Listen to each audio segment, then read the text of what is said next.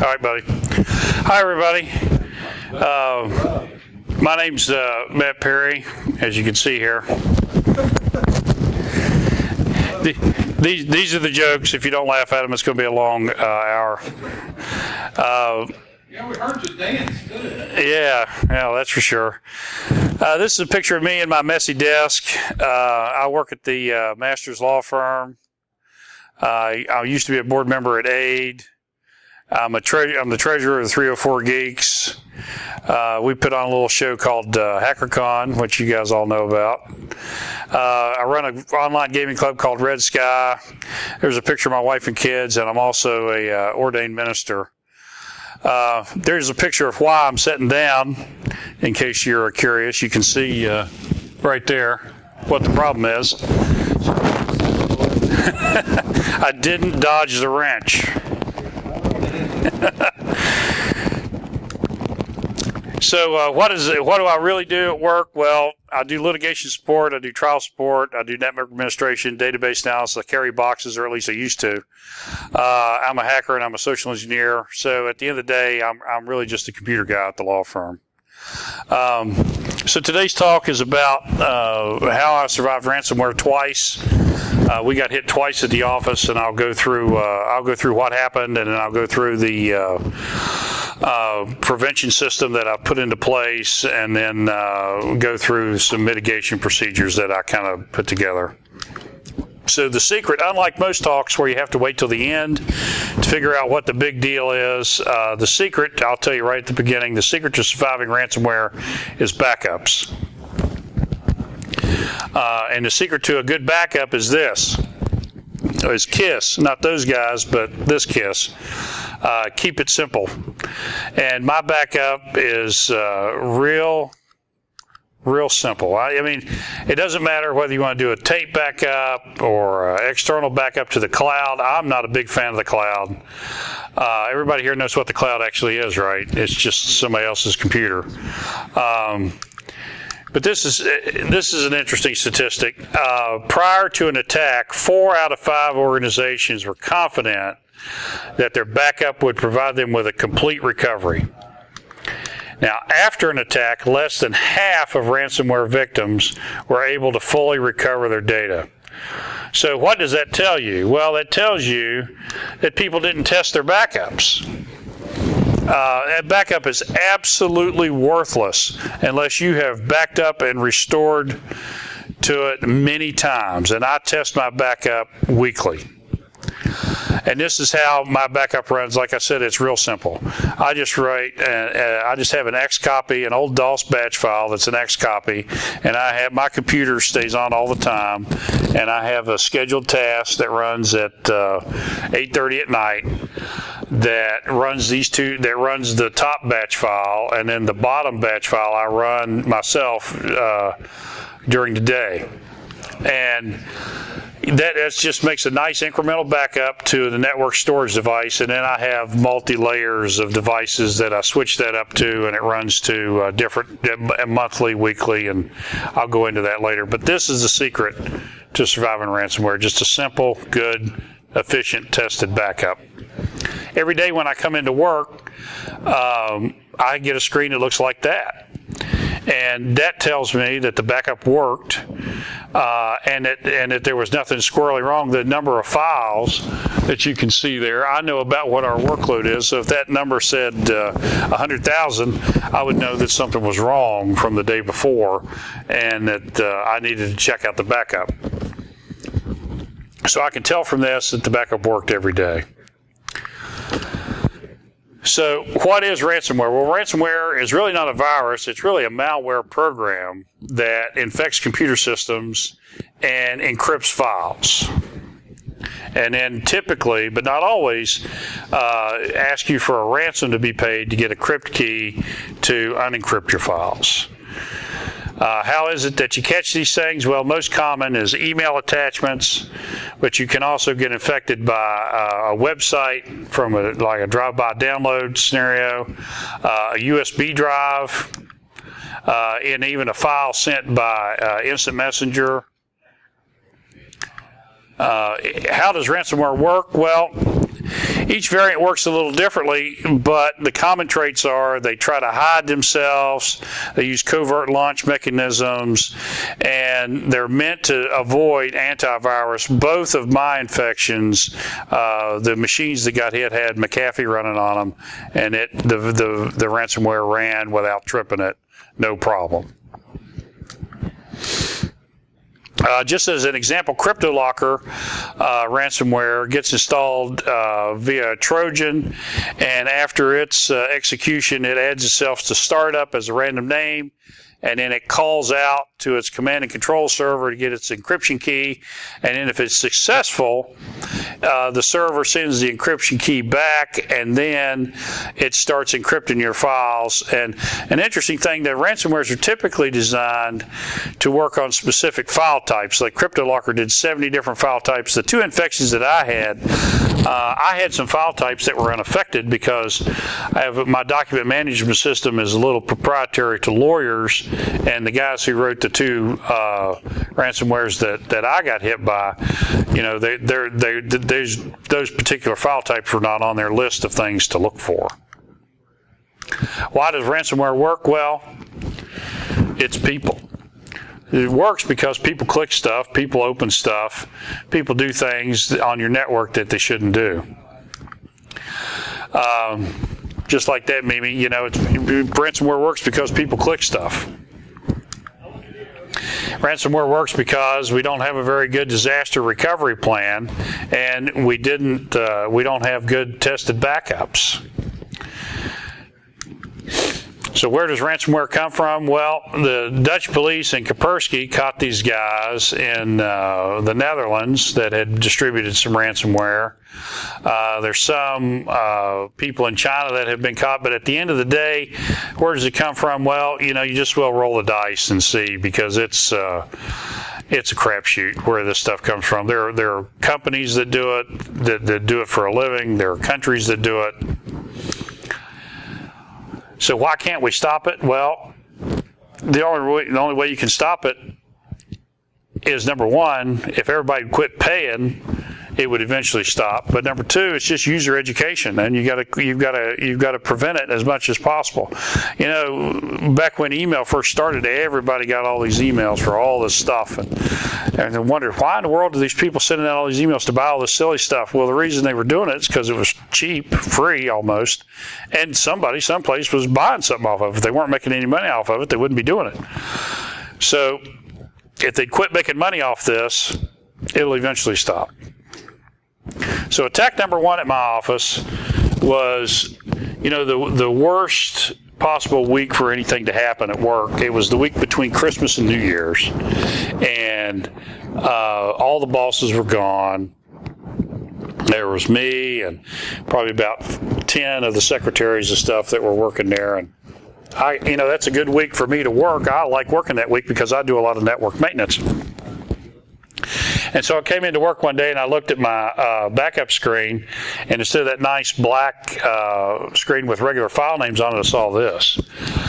And I was like, oh crap, something happened. So I get up, I run around the office, and I go into this lady's office, and she's sitting there at her desk with this on her screen. And I said, oh, what's that?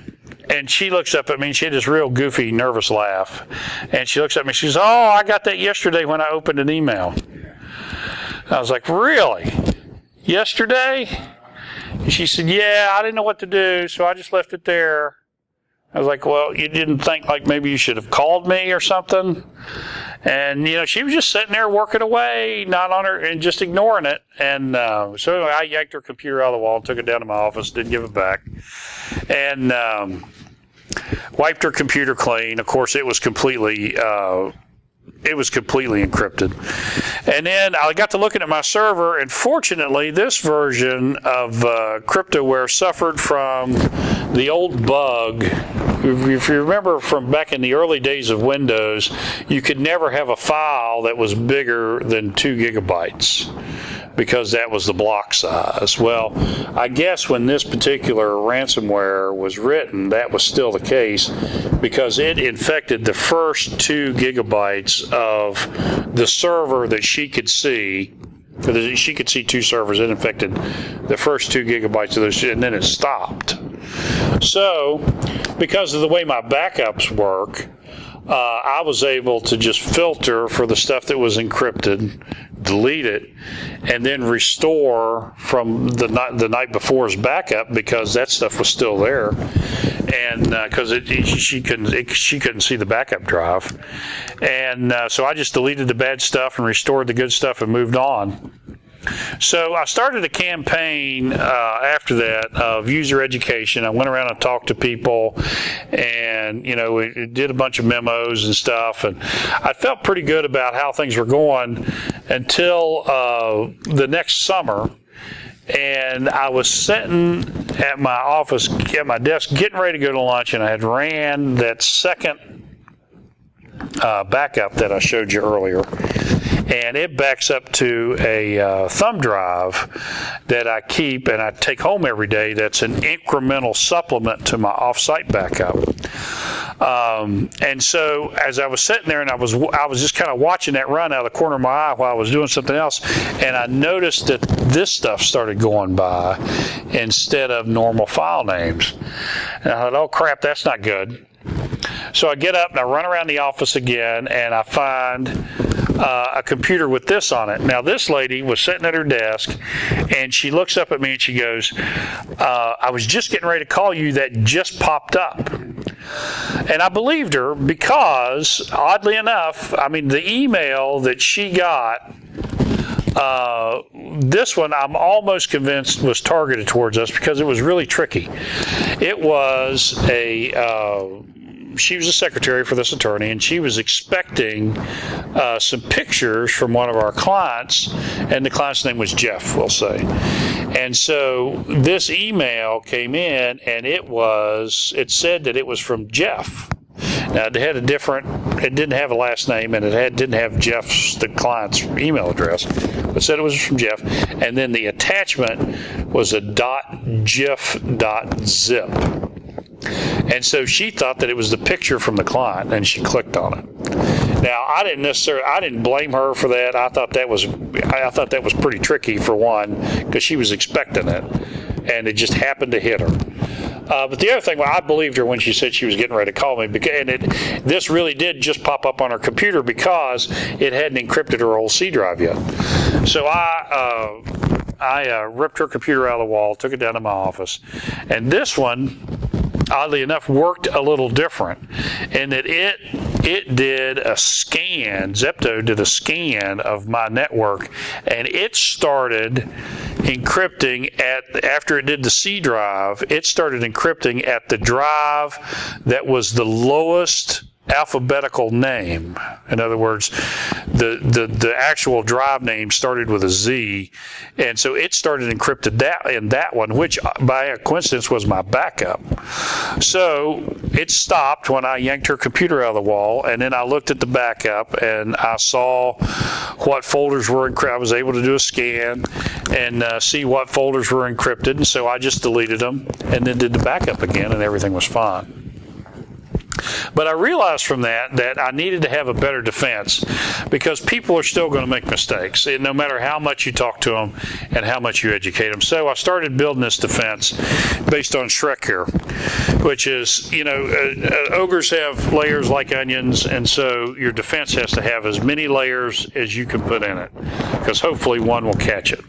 So the first layer is training and education.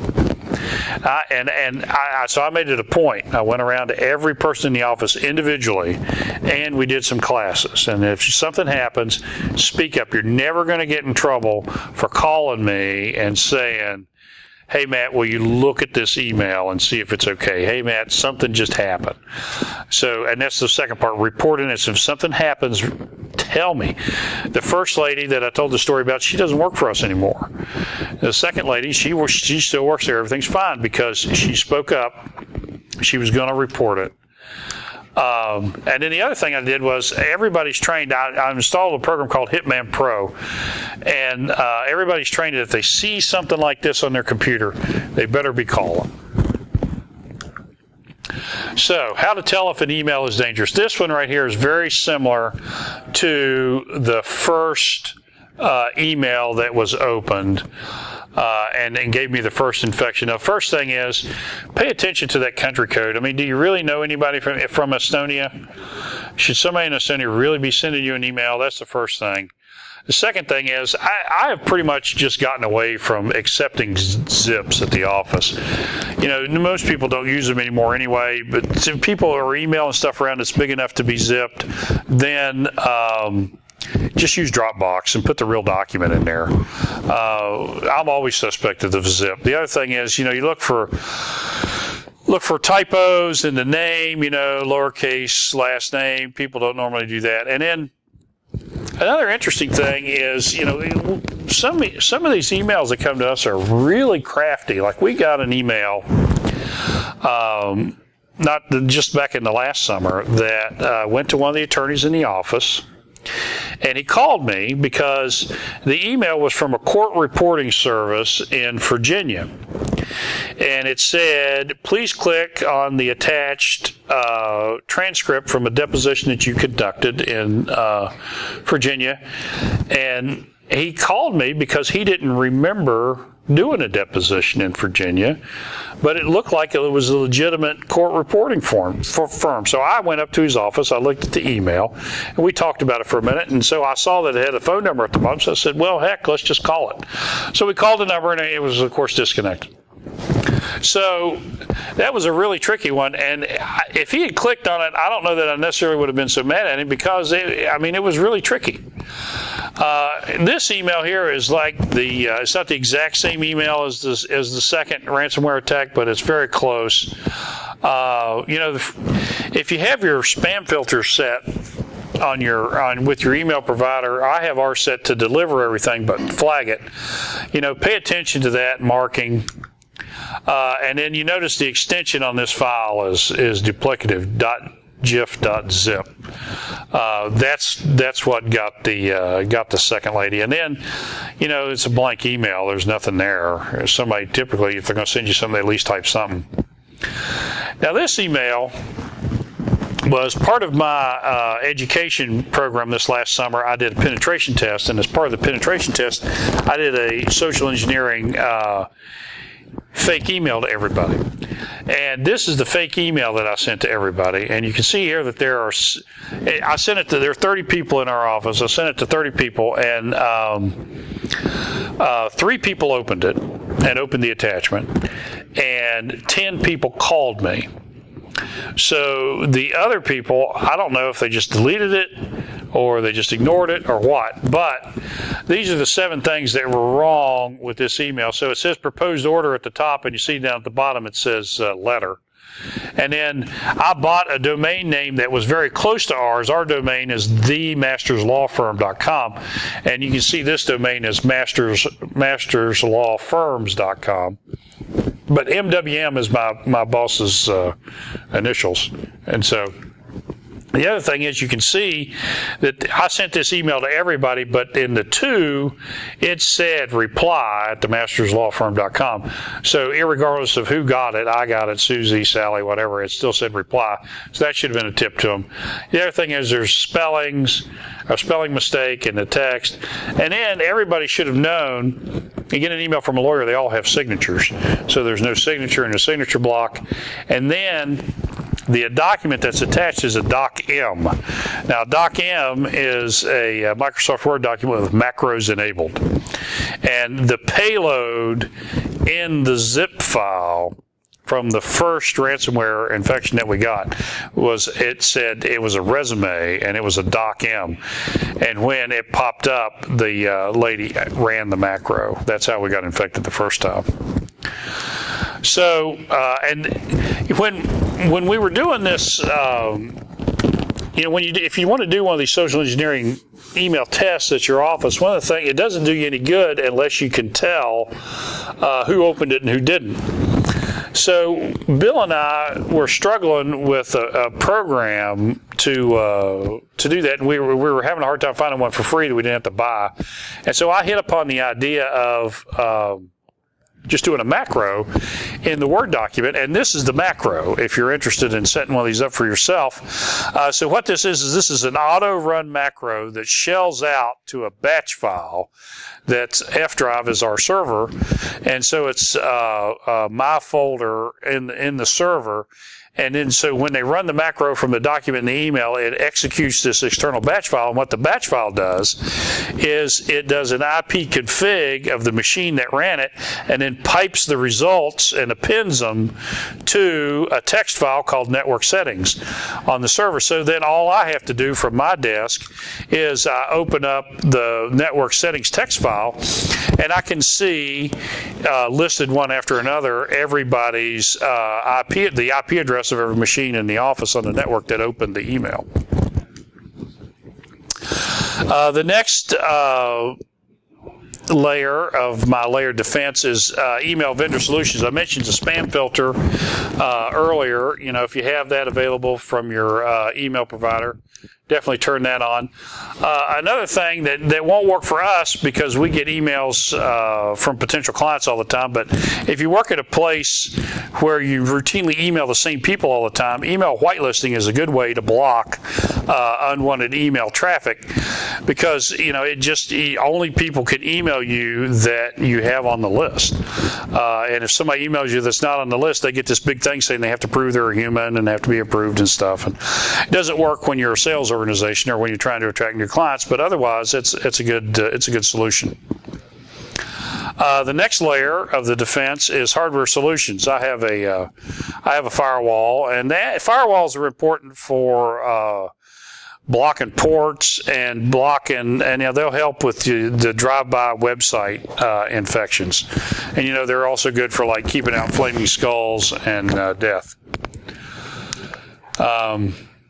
The other thing that you can do with your firewall is you can block Tor. A lot of these ransomwares, how they work, and is they go out through the port that Tor uses to get their encryption key. And so if you have those Tor ports blocked, which are right there, then the ransomware, it may execute on the machine, but if it can't go out and get the encryption key, then it fails when it starts its encryption. And then software solutions, like I said, I had McAfee installed on the two machines that ran this, and it didn't care. But Hitman Pro is actually really good. It's caught some stuff at my place. Malwarebytes is good. I tried both of them out and settled on Hitman Pro. The next thing about your layered defense is make sure that you're up to date on your patches and updates. You know, when that the last big ransomware before last came out and it spread through that network fault and Windows, you know, I ran into the office that evening and patched the server. So, you know, keep your Microsoft up to date. The other thing that you got to worry about patching is all your other software. You know, Adobe issues a patch like every other day, it seems like. So you got to keep your Adobe up to date. I know most people in the security industry hate Java, but depending upon the industry that you're in, you may have to have it. I have to have Java in my environment because if you file in the federal court filing system works with Java. That's just how it works. And so you have to have I have to have Java, and I have to make sure that's up to date. And then, you know, if you have a nice fancy firewall, you got to keep the firmware on it up to date. And it's especially important to keep your Kaspersky up to date so the Russians can see what you're doing. And then, you know, you don't think about your other devices, but you know, you need to keep your routers up to date, your switches up to date, and all those firmwares need to be updated. The next thing in your layered defense is security settings of the individual machines. You know, not everybody in your office has to be local admin of their machine to do everything. You know, it just depends on the software that you're running. But if they don't need to be local admin, don't make them local admin. And there's the screen in Windows that you can set that up. Avoid enabling macros in email attachments. If you have Microsoft Office, you can go into the Trust Center and you can disable macros. And what that does is when the document opens, it causes this warning to pop up and tells you that it's getting ready to open a macro. And I had that set on my network, but the lady enabled it and ran it when I got the first infection. Now, the next thing that you can do in your layers of security defense is you can do application whitelisting. And that's basically you look at everything that should be able to run on your user's computer desktop, and you just block everything that they're not allowed to run. Now, we're getting ready to implement that at our office, and there's a couple of pieces of software that I'm evaluating to look at that.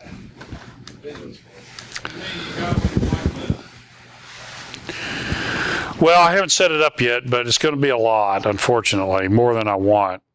How many people in the firm? Oh, how many people in the firm? 30.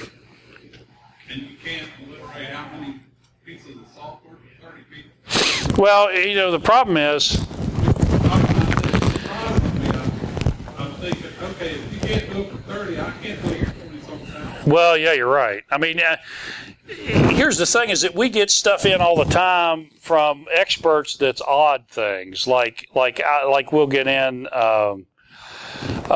stuff from court reporters. And you would think court reporting attachments would be standardized, but they're not. I mean, so they'll have like some kind of widget that you have to download from their particular website to download.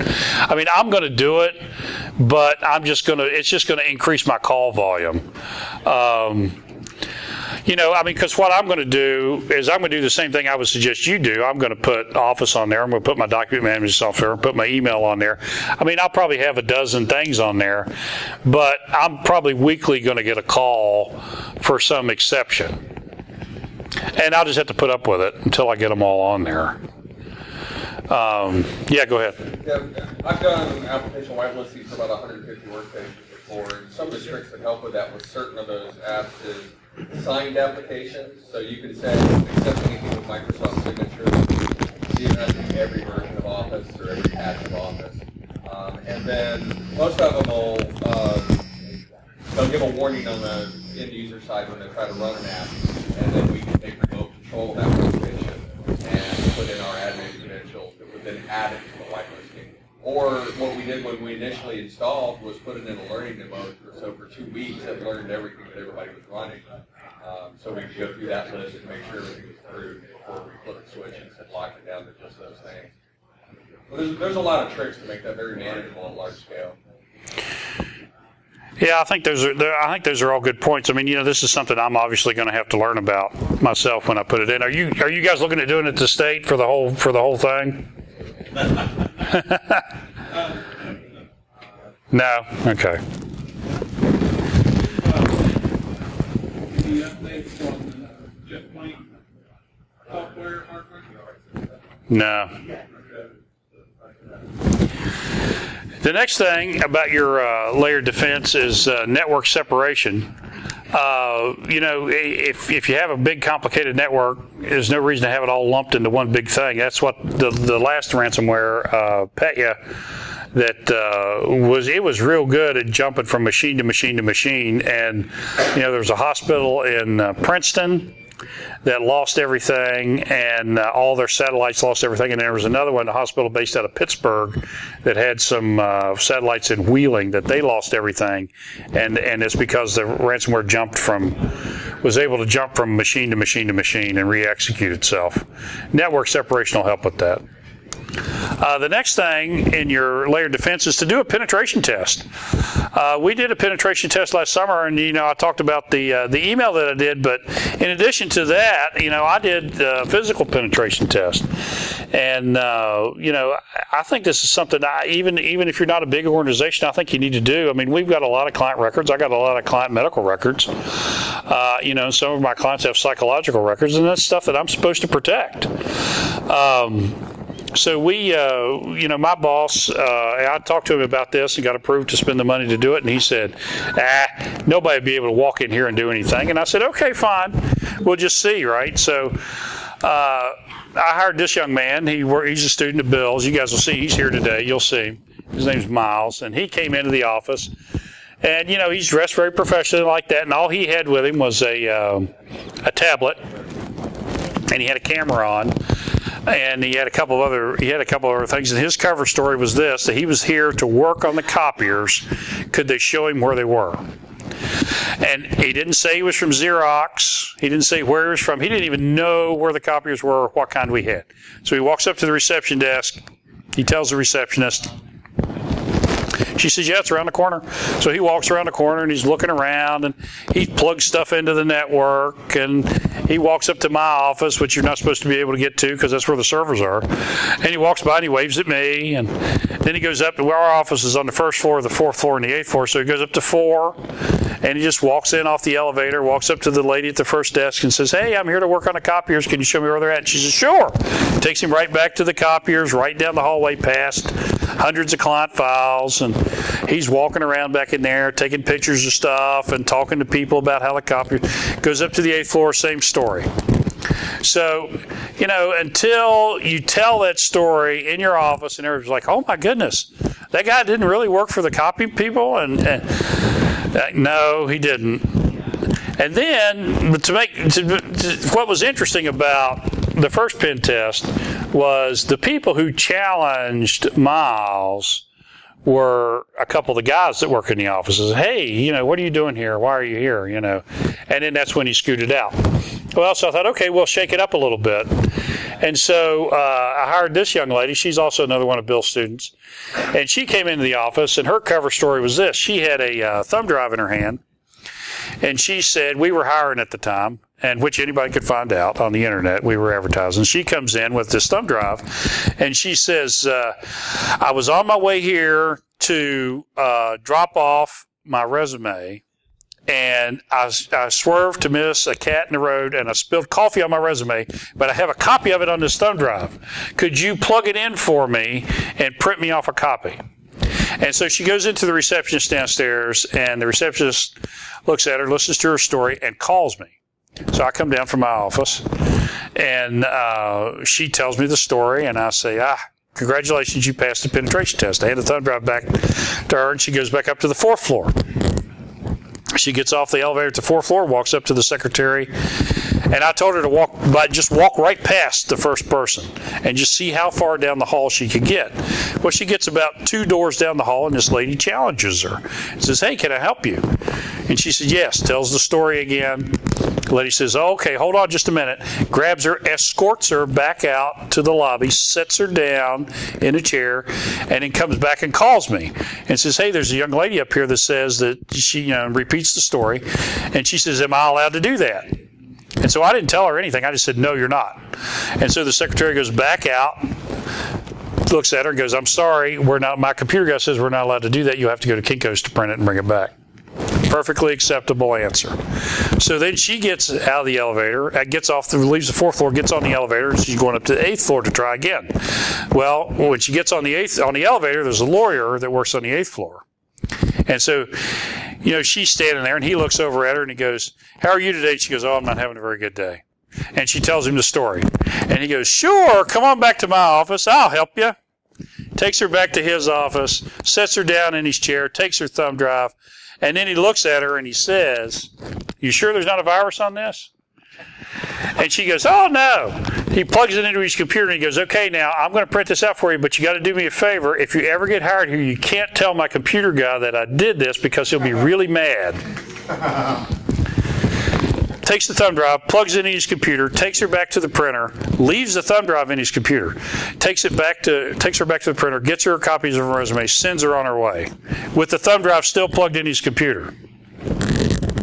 She leaves his office, comes back down to my office, tells me what happens, and so I call him on the phone. I said, just be quiet and listen. So I call him on the phone, and I go, so I'll be really mad, huh? And he goes, oh, no. And I go, the thumb drive's still in your computer, isn't it? And he goes, oh, no. So, if you're going to do a penetration test, keep things like this, keep gender bias in mind. I don't know that, obviously this was just a 2-point study, so it's not conclusive, but it was really interesting how just 2 people like this got a different effect everywhere they went in my office. It was crazy. But anyway, do a penetration test. The next thing to layered defense is layered backups. This is the backups that I have. I have a daily backup to a network storage device. I have a daily backup to a local hard drive. And that one I added after the second ransomware attack, because what happened was I realized that I needed a place that was not shared on the network to back up to. And so I have that local hard drive on my machine that's not shared, but because it's on my machine, it can see the network. And so I run one of those batch files that backs up to it every night as well, because if one of these ransomwares get in, as long as I don't open it, they'll never be able to see that local hard drive. And then I do my offsite backup. I update quarterly, and then I have a daily incremental backup that adds to that I carry with me and take home every night. But I keep the offsite backup home in my gun safe. So the next thing is, make sure that you've got some business loss insurance. I mean, this is part of your layered defense. Even though you have a good backup and you hope you can recover everything, make sure that you have loss insurance. And then look at your insurance to make sure that it does not have an exclusion. I work for a law firm. We sue insurance companies all the time. If anybody here works for one, I apologize. But insurance companies are in the business of keeping money, not paying money out. So read your policy. Make sure that it doesn't have an exclusion for cyber stuff. Now, I don't ever recommend paying ransomware, but I don't have a Bitcoin wallet either, but this is a really good article in case you're interested in getting a Bitcoin, Business Insider, and you can just Google that, Business Insider Bitcoin, and you can see this. This is a really good tutorial of how to buy Bitcoin, and my goodness, this is a slide from a month ago, and they're way more expensive than this now. Yeah, I know. It's just going up like crazy. And that picture was just from a month ago when it hit 5,000. So, yeah.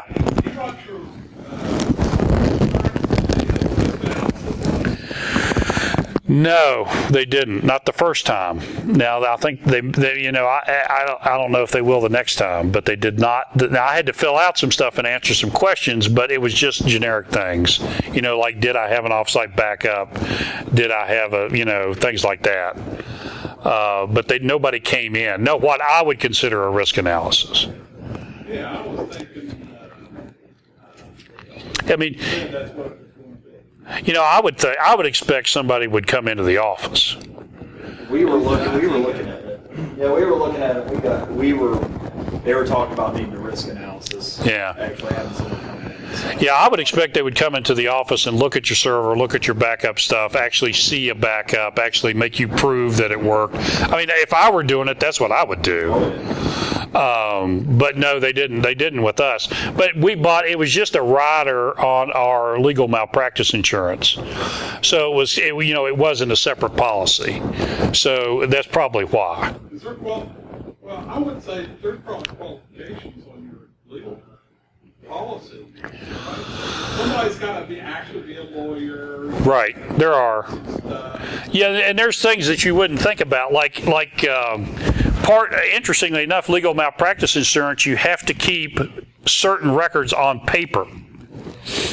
You can't they can be electronic too, but there has to be certain checks and procedures so you don't miss. The big thing in legal malpractice insurance is you don't miss the statute of limitations.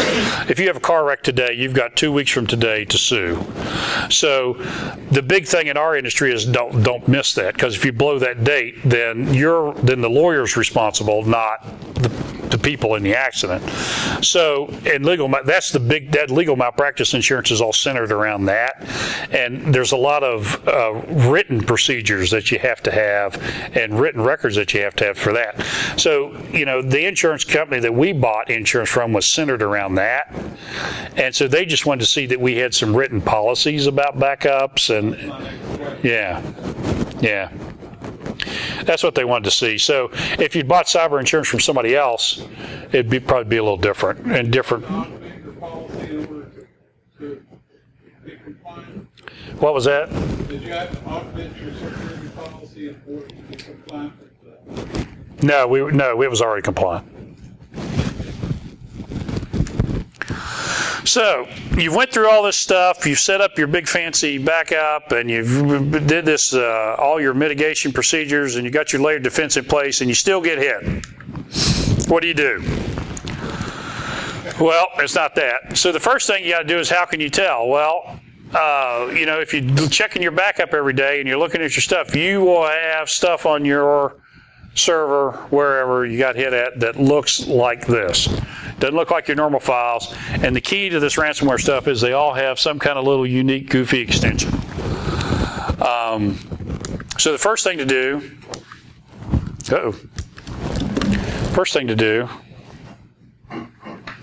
something happened, is find the entry point. Somewhere, someplace on your computer, you will have one of your PCs that has a screen on it like this. This is CryptoLocker. This is what Petya looked like. And this is, what was the one before Petya? WannaCry. This is what WannaCry looked like. This is what Petya looked like.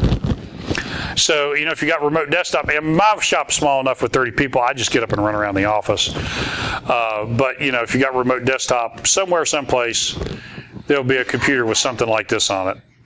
So the first thing to do is stop the infection from spreading. Well, the easiest way to do that is that. You just yank her out of the wall. Then you assess the damage. So you start searching your network, and you start looking for files that have those goofy extensions on it based on what you got hit with. And then, just in case maybe something got missed in the backup, or something really fresh, there's this new website. I don't know how new it is, but there's this website called No More Ransom, and it was founded by the Dutch police and Interpol in 2016. And what it has on it is it has a bunch of the older ransomware decryption keys. So maybe if you got hit by something that was older, you can go on here and get the key. But, at the end of the day, what you're end up doing is deleting the stuff that got infected and restoring from your backup, I hope. And what do you do then? Well, it's time to move on. So you just get prepared and roll with the punches and go again. Anybody else have any questions? Comments? Queries? Yes, sir. Matt, are you finding out that mobile devices are harder to users, or it makes them more prone to hitting? Well, mobile like what? You mean like laptops, or you mean like phones? Well, I don't think so. I mean, because one of the things I've got my users trained to do, if you have a suspicious email, is to look at it on your phone. Because number one, it's not connected to my network, and number two, it's your phone, and number three, it's not going to spread from your phone to anywhere else. But I don't, somebody correct me if I'm wrong, but I don't remember. I'm sure there are cell phone viruses, but I don't remember specifically about reading about a cell phone ransomware. But I use cell phones as a tool and as part of my layered defense. And, like if I'm not around, I'm obviously not in the office today. And if my boss's secretary has an email that she questions, she'll look at it on her phone and make sure that it's okay before she goes on. Anybody else? Comments, queries? Yeah, one thing that we've started doing is doing our own email scams, and sitting down and talking to them about it. If they do click it, sit down and talk to them about it. Right. And I've noticed, they may do it once or twice, but after that, they seem to get scared, because they're not really scared about getting viruses because they don't really pay attention to that. But they pay attention to, hey, I keep getting talked to about this. Maybe I should stop. It's more like a personal thing. They don't like it, being called. Not really, we don't call them out in front of everybody. Right. They don't like being called out. So that themselves stops. So they start to question, that kind of stuff. So when a real, we've had a user that was clicking on everything. She got caught a couple times through our stuff. Well, she actually found an email that was, she probably would have got crypto malware from it. And once, she kind of contacted us, we went in there and looked at it, and it was. But just kind of shaming them, it really helped them. Yeah, I mean, whichever user education method works best for your place. I mean, I can't, my environment, I can't do things like that. I have to be more on the helpful side, but that's a big thing is you talk to everybody, encourage them to talk to you. It still kind of disturbs me when I did my penetration test that, I had 3 people that opened it, and then I had 10 people that called me. Well, that's 13 out of the 30. What did the other 17 do? What did they do? Did they just look at it? I mean, they didn't open it. Did they just ignore it? Did they delete it on their own?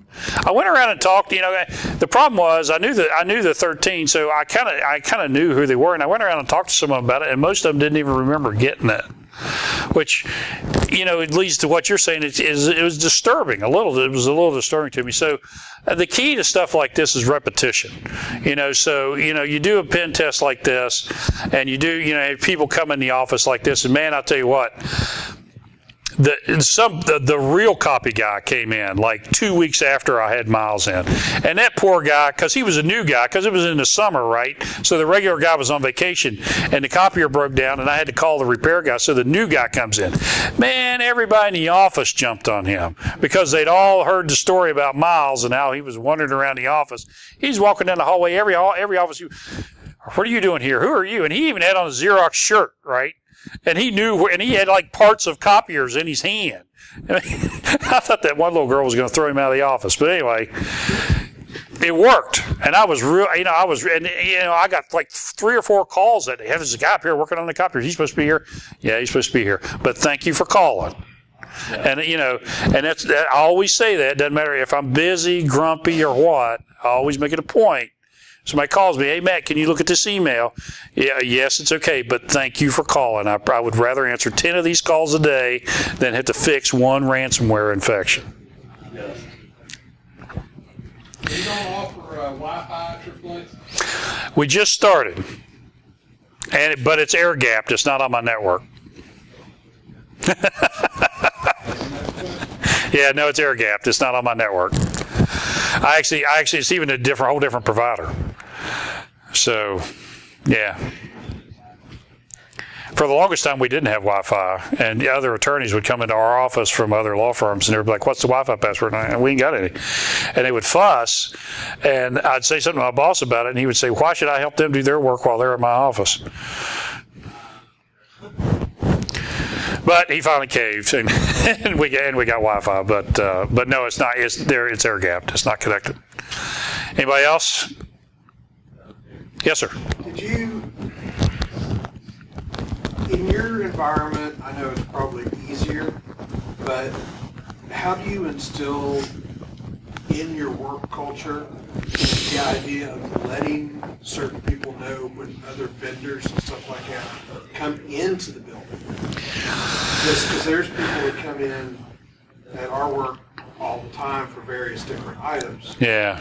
But we're trying to instill that when vendors come in, they have to sign in, they have to verify themselves and everything, just so we know they're on property. Well, that's a great question because, not only do I have vendors, I mean, it's a fine line with me is what I'm trying to say, because not only am I trying to keep out an attacker and do I need to keep track of vendors, but I have clients coming in. right? So, if you'd been in a car wreck and you came into my office and some secretary comes up to you and goes, "What are you doing here?" How likely are you going to be to hire us to be your lawyer, right? So I knew that the pen test was going to succeed. Succeed in me being able to get in, fail, and that the office failed because everybody's so helpful. The culture in my office was, if you see somebody, maybe they're a potential client, we need to help them. We need to be nice to them. Even if they're not a potential client now, they might be in the future. We just need to be nice to everybody. So I've instituted a lot of things, and I've recommended a bunch of stuff my boss wouldn't do. But, right now we have everybody supposed to go to the front reception desk and sign in. They're not supposed to leave the front reception desk until the receptionist calls the person they're there to see. No vendors are supposed to, even clients, they're all supposed to go to that front desk, and then somebody's supposed to come get them and take them to where they're supposed to be. Now, the thing I wanted to implement that my boss didn't let me do is our elevators. We have our elevators set because we're on the 1st, 4th, and 8th floor. At night, we lock off the 4th and 8th floors.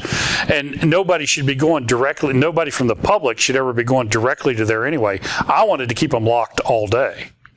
Because we have I can get on everybody that works there can get on the floor with the key fob. So in the evening when I want to go to the 4th floor, I use this, and everybody that works there has one. So what's the difference for us between keeping it locked all day and keeping it not? But my boss poo-pooed that idea. But I'm going to hit him up about it again. But that's a great question. If you're a service organization like us, you got to be nice. I can't just throw people out. Yes, sir. Anybody else? I was just going to agree with you. Okay. Escorts me out of the people that are trained to escort. Right. You can't just let people walk around your space. No, you can't. Can't just have them walking around. All right. Thank you, guys. Enjoy the conference.